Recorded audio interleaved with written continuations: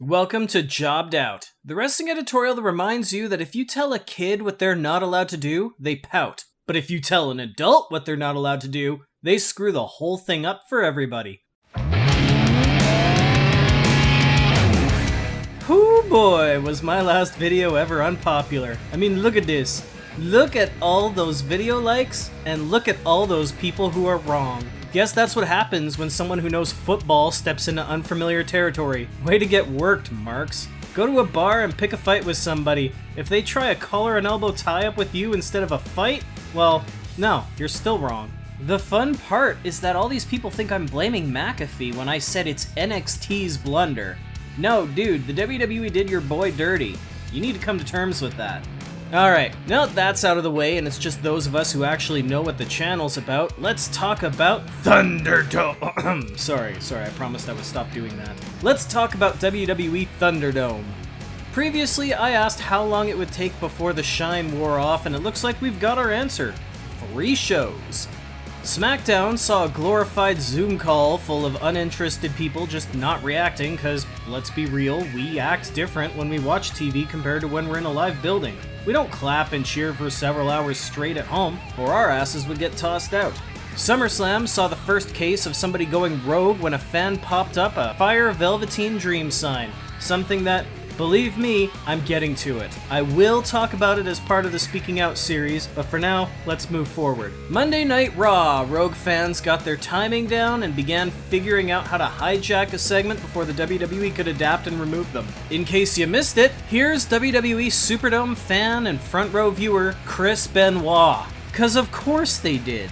I'm pretty sure I've said almost all that I have to say when it comes to Benoit, as someone who was a gigantic fan as a kid to refusing to watch for years after what he did to his family in 2007. People who keep bringing Benoit up have no interest in reinstating him or his legacy as a fantastic wrestler. They're trolling. Surprisingly though, Benoit appearing from beyond the grave in the Thunderdome is not what caused the most trouble. It's this guy, Ku Klux Kenny over here. And yeah, that feels a whole lot worse. The only thing that bothers me more than edgelords like this clown are the clowns who think it's a funny meme. Dude, the KKK killed people. They're not some easy way to get some shock humor out there. When the WWE was reached for comment, they released the following statement.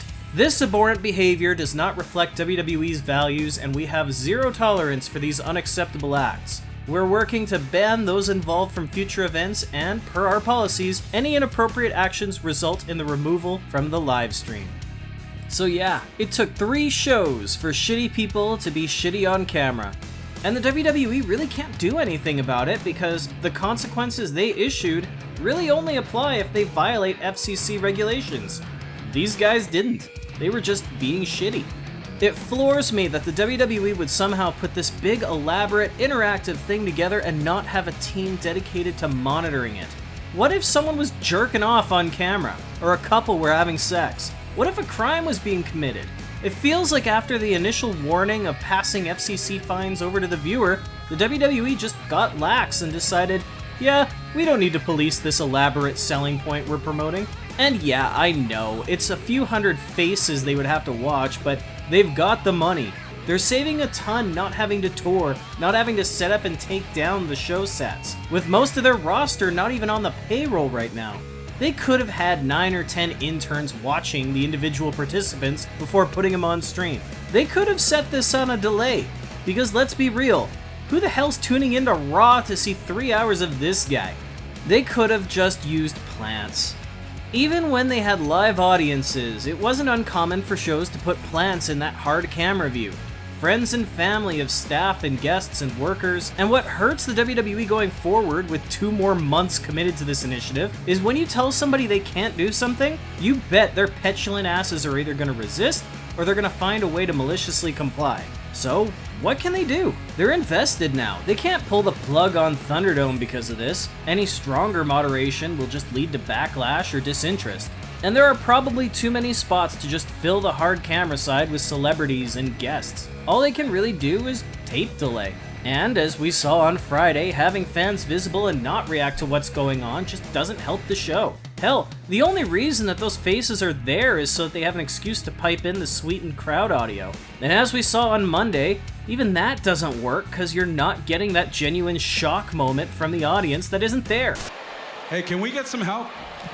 Oh my God!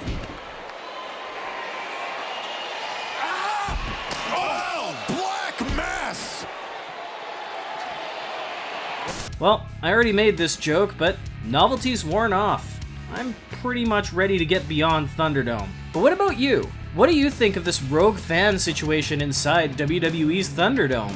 Can and should the WWE get more strict? Or is the WWE getting what they deserve by trying something like this in such an open, uncensored manner? Or are you just here because I hurt your feelings about Pat McAfee in my last video? Let me know in the comments, and be sure to subscribe to the channel for more because I want you to be a part of the conversation too. For now though, I better get my shoulders off the mat, so thank you for tuning in to Jobbed Out. I'll catch you next time.